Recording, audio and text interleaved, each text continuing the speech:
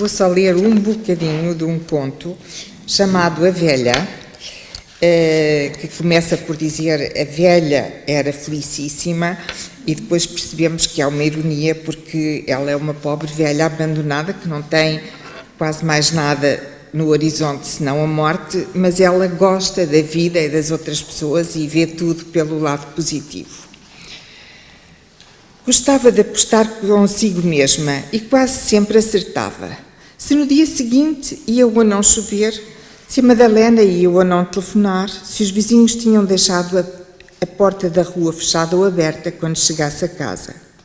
Uma vez por ano jogava na lotaria. Nunca tivera sorte, mas gostava de tentar. Uma vez por ano dava-se ao luxo de perder e fazia essa extravagância. Mas jogava também outros jogos que de repente lhe vinham à cabeça.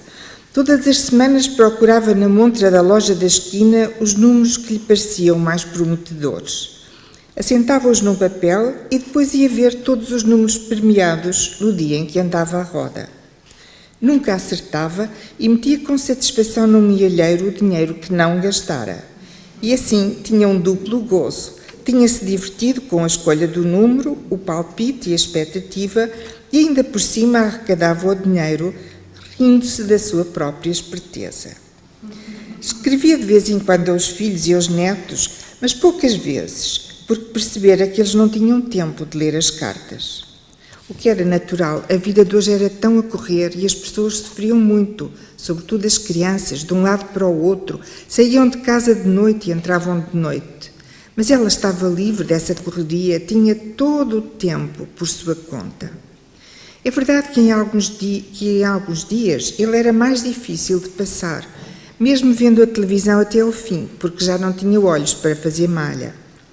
Claro que muitas coisas ela tinha perdido com os anos, em parte os olhos e muita da saúde, mas sobretudo pessoas. O Jacinto antes de mais, e depois praticamente todos os amigos e a família da sua geração. Durante anos afligira-se, cada vez que riscava mais um telefone na agenda e via os nomes diminuírem a passos largos, até que finalmente só restava ela.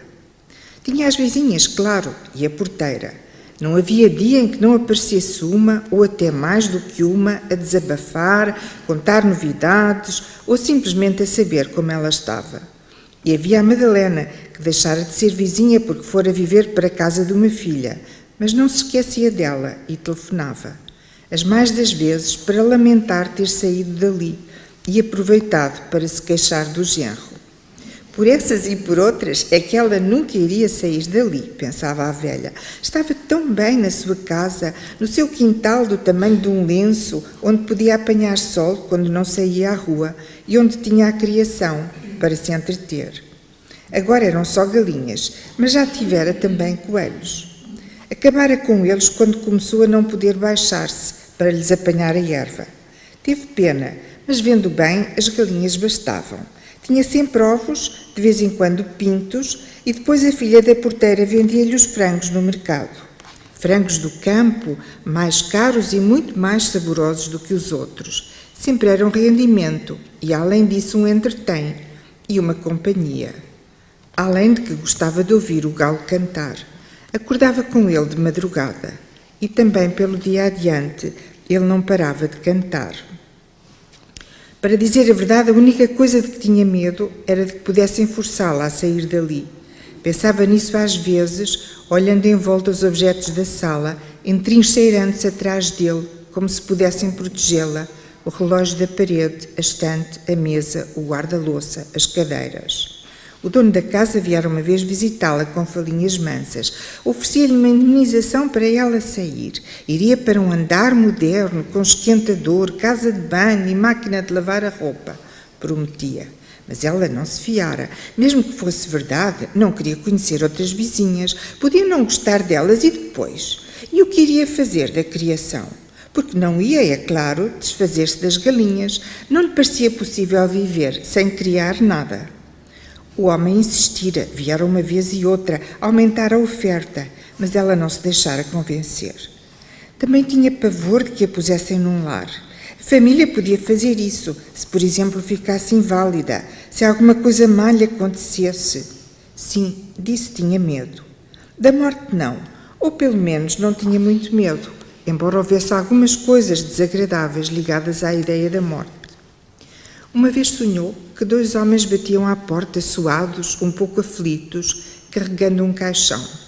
Pareciam 2 gatos pingados, mas ela viu logo que eram anjos. Um deles era bastante calvo, o outro gaguejava um pouco e limpava o suor da cara com um lenço. "É aqui?" perguntaram. Ela disse que sim e mandou-os entrar. Pareciam cansados, tinham andado certamente muito lá de onde vinham. Ofereceu-lhes um banco, depois de passar rapidamente sobre o tampo a ponta do avental. Foi buscar-lhes pão e queijo e um copo de vinho para cada um e sentou-se do outro lado da mesa a olhar para eles. Os anjos comiam com satisfação, pegavam no pão com as mãos calejadas e afastavam os olhos dos cabelos ralos que o suor lhes colava à testa. "A senhora está pronta?" perguntou finalmente um deles, sem levantar os olhos do prato. Ela acenou que sim, com a cabeça. Vestiria a sua melhor roupa, pensou num relance, e prenderia o cabelo com ganchos sobre a nuca. Eles dar-lhe-iam tempo para isso, e para colocar ela mesma 2 jarras de flores de ambos os lados, à cabeça e aos pés. "É uma grande viagem", disseram. "Ótimo", disse a velha, "nunca viajei na minha vida. Para dizer a verdade, tenho a maior curiosidade em saber o que está do outro lado." Os anjos não responderam e sorveram mais um gole de vinho. "Só que aí dentro não vou ver nada", disse a velha, refletindo um pouco. "Preferia que me levassem juntamente com a casa e todos os objetos."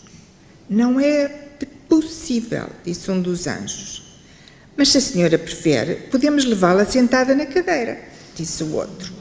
E já de repente estava fora de casa, acima do telhado, sentada na cadeira, com os anjos a empurrar cada um do seu lado. Ela podia ver os telhados das outras casas, as ruas que se tornavam pequenas, como se andasse de avião. Imaginava que devia ser assim que se andava de avião, ganhando altura. Sorriu de felicidade, porque nunca andara de avião na sua vida, e aquela era uma experiência curiosa. De repente lembrou-se das galinhas. "Esperem, esperem!" gritou aos anjos. "Não posso deixar as galinhas." "Não podemos voltar atrás", disse um dos anjos.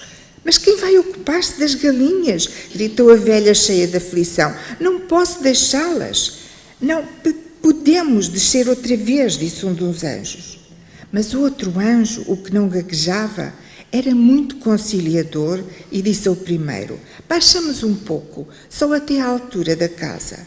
E então baixaram só um pouco. A cadeira foi perdendo altura, com os anjos a segurarem-lhe nos braços, até que a velha viu distintamente o galinheiro do seu quintal e chamou as galinhas. E o anjo que gaguejava fez-lhes sinal com a mão para que voassem.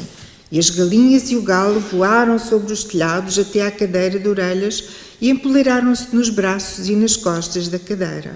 E então ganharam cada vez mais altura.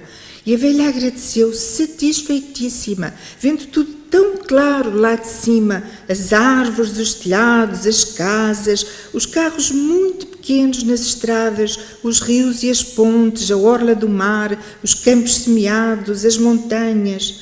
E depois ganharam mais altura e só se viam nuvens. Voavam sobre um mar de nuvens até ao horizonte, e essa era uma paisagem que não podia haver no mundo. E a velha pensou, maravilhada, que as vizinhas não iam acreditar quando lhes contasse o que os seus olhos viam. Mas não pôde contar, porque desse sonho nunca mais voltou.